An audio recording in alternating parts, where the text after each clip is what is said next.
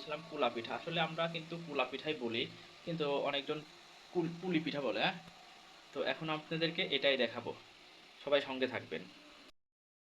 এই যে পিঠা ভাজতেছি, তো প্রায় হয়ে গেছে, এখন আমি তুলে ফেলাবো। তো আসলে এই পিঠা কিন্তু খেতে অনেক মজা লাগে, মানে এই পুলি পিঠাটা ভেজে খাতে কিন্তু, আর দুধের ভিতরে যে সময় ভেজাই দিব আর কি, আসলে সেই সময় কিন্তু আরও মজা লাগবে।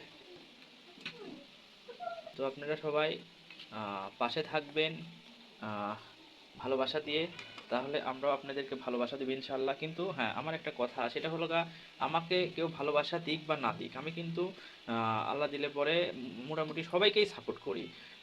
নতুন পুরাতন নেই, সবাইকেই সাপোর্ট করি। এই যে এখন আমরা এটা তুলে নেব।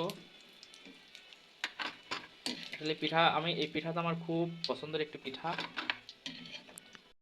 এইখান থেকে পিঠা নিচ্ছে, এখন আমি তেলে দিয়ে দেবো আর কি।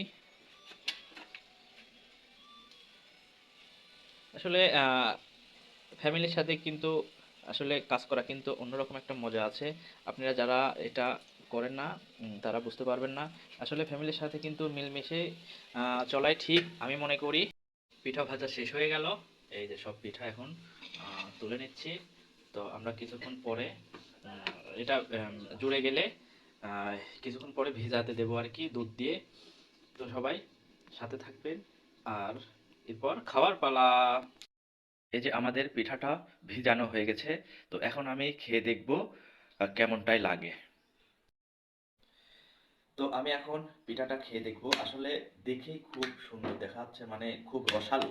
পিঠাটা কিন্তু খুব রসালো, আর এই পিঠাটা কিন্তু আমার সবচেয়ে প্রিয় খাবার।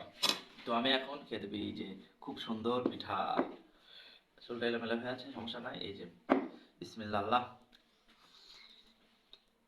হুম,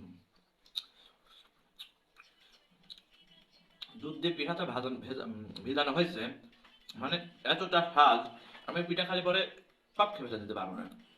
তো সবাই হিংসা বিবাদ না করে পাশে থাকবেন, আর আমি সব সময় চেষ্টা করি সবার পাশে থাকার। তো সবাই ভালো থাকবেন, সুস্থ থাকবেন।